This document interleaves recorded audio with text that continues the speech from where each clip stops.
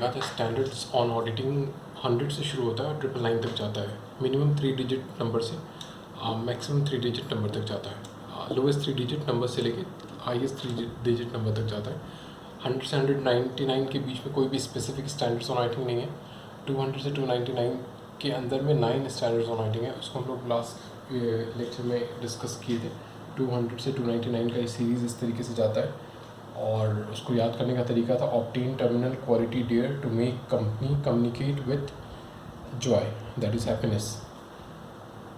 Obtain O से याद आता है overall objectives of the independent auditor and the conduct of an audit in accordance with standards on auditing. इसका क्या मतलब, स्टैंडर्ड्स में हम लोग को ये डील किया गया, इंस्टीट्यूट ये डील करती है कि एक इंडिपेंडेंट ऑडिटर का ओवरऑल उद्देश्य क्या होना चाहिए और वो अपने ऑडिट को किस तरीके से सारे स्टैंडर्ड्स ऑन ऑडिटिंग को फॉलो करते हुए कंडक्ट कर सकते हैं।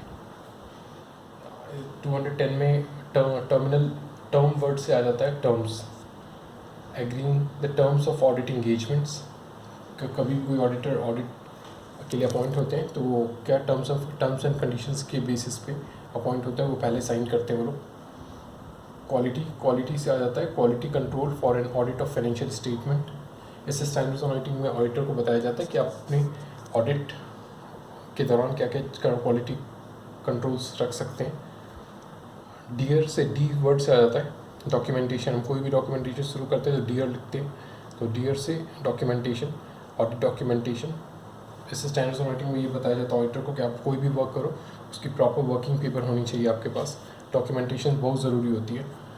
टू मेक कोई भी इंश्योरेंस सर्टिफिकेट आप जब देखते हो गाड़ी का तो उसमें मेक लिखा रहता है कि गाड़ी का मेक क्या है। मेक मतलब मॉडल, और हर आदमी अपना मॉडल चाहता है एरर फ्री, फ्रॉड फ्री। तो वही मेक कैसा होना चाहिए, फ्रॉड फ्री होना चाहिए। इस स्टैंडर्ड्स ऑन ऑडिटिंग में ये सिखाया जाता है the auditors responsibilities relating to fraud in an audit of financial statement.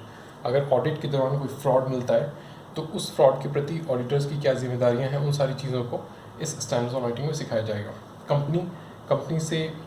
Company जैसे ही नाम आता है उसमें लॉज एंड रेगुलेशंस जुड़ जाते हैं जो हमको कंप्लाई करना पड़ता है। तो कंपनी से consideration of laws and regulations in an audit of financial statements याद रखा जा सकता है। इसमें स्टैंडर्ड्स ऑन ऑडिटिंग में ये डिस्कस किया जाएगा कि ऑडिट ऑफ फाइनेंशियल स्टेटमेंट करने के दौरान क्या क्या नियम और कानून का हम लोगों को ध्यान रखना है। 260 में कम्युनिकेट से आ जाता है communication with those charged with governance.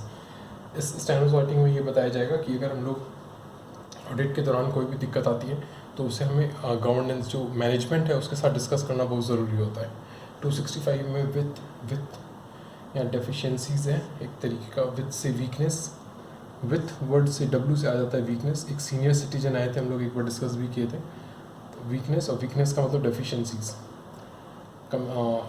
इस स्टैंडर्ड्स ऑन ऑडिटिंग का नाम है communicating deficiencies and internal control with those charged with governance and management.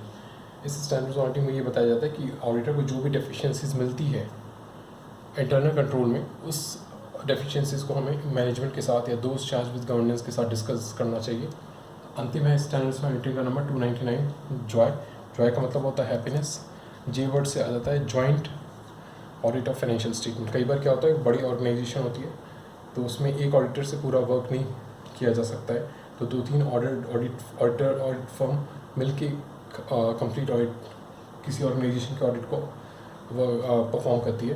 तो वैसे उस ऑडिट को हम लोग कहते हैं joint audit of financial statements. Next video में हम लोग और डिस्कस करेंगे।